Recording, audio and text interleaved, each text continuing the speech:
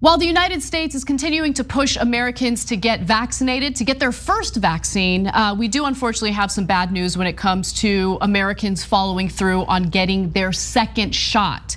So this is data that actually underestimates how many Americans are refusing to go in and get their second shot. But based on what we know from CDC findings, more than 5 million people, or nearly 8% of those who got the first shot of either the Pfizer vaccine or the Moderna vaccine, have missed their second doses. And as I mentioned, the actual numbers are likely much higher than that because the CDC's count of missed second doses is through April 9th. It covers only people who got a first Moderna dose by March 7th or a first Pfizer dose by March 14th. So again, the numbers are likely to be higher, and there are several reasons as to why this is the case. I'll talk about that in a minute, but Cenk, your thoughts? Yeah, first of all, historically these numbers are not bad. It's 92% are going back for the second shot. If you take, I forget the exact disease now, but a recent disease that you needed 2 shots for, it was only 75% going back to get the second shot. And the reason a lot of people are going back is because of a lot of the media coverage. And I'm going to tell you the science here. I don't want you to overreact or underreact. I'm just telling you what it is. For Pfizer, if you take just the first shot, instead of being in the ballpark of 95% effective, it's 50% effective.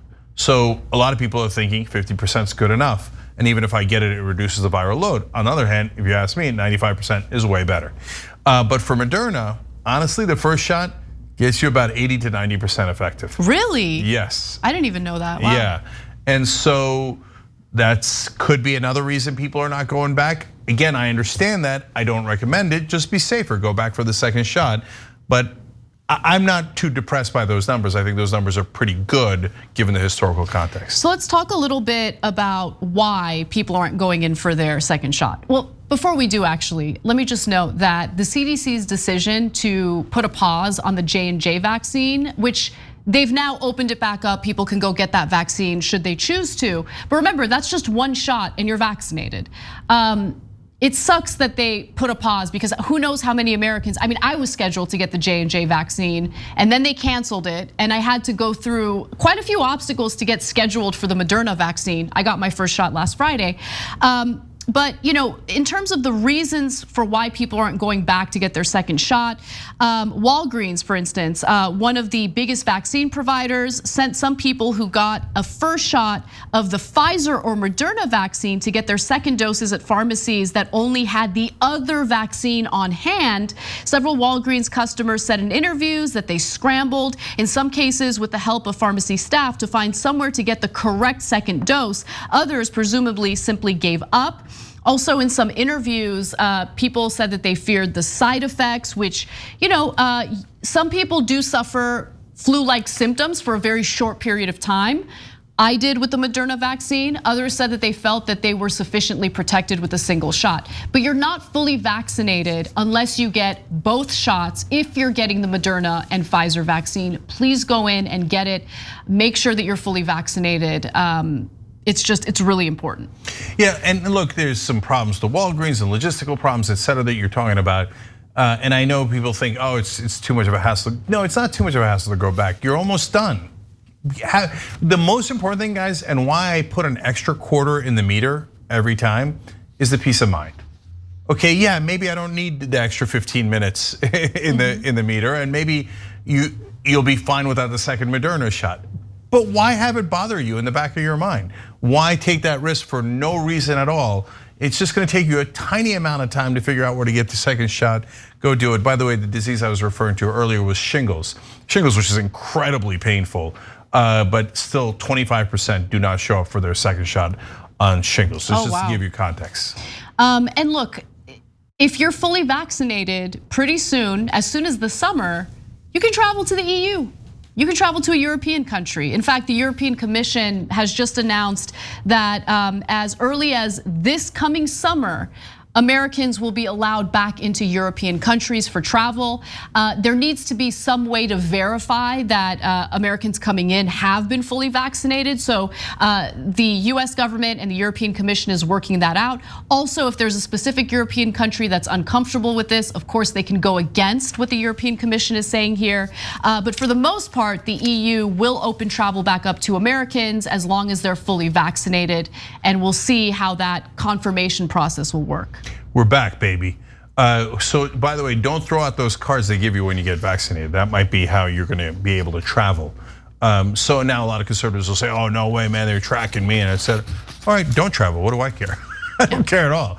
I just wanna be able to travel, and so I'm thrilled about this. And one last thing, guys. The virus is still raging in different parts of the world, like including India, where there's now about 350,000 cases a day, which is a giant number. And I think it's about 3,500 people dying every single day as well. So I was wondering when it was gonna hit India really hard. Apparently the answer is now. So especially when you travel, be careful. And be in the early days, or for the whole first year, America was the biggest danger. If you ran into an American, be careful, because we had the worst cases of coronavirus. Now we got the vaccine first, let's keep it real, or we were among the first, so we're now better off. But it's still, the virus is still raging throughout the world, Brazil, Russia, and other places as well, and Turkey. Hey everyone, as you all know, coronavirus has been pretty devastating for people's personal finances. The inaction in Congress, or the very little relief that was provided by Congress, unfortunately didn't do much to help small businesses that were really, really hurt by being forced to shut down in order to slow the spread of coronavirus. There are 100,000 small businesses that have been closed since the pandemic began. Some of you might feel helpless, but luckily there's this wonderful initiative known as the COVID Rescue Fund. So all you need to do is go to covidrescuefund.org and you'll learn more about how you can donate or how you can vote and promote your favorite small business. And really the whole point here is to offer generous grants to help these small businesses. The COVID Rescue Fund crowdsources up to $100,000 for each individual grant. So we're not talking about a small amount of money. You know, I've seen small businesses in my community shut down, and these are small businesses where I had relationships with the owners, and to watch them lose everything that they've worked so hard for has been absolutely heartbreaking. I really wanted to do something then, and I'm happy to see that there's an initiative that could help people get involved now. Go to covidrescuefund.org and donate. Let's come together and bring back as many small businesses as possible.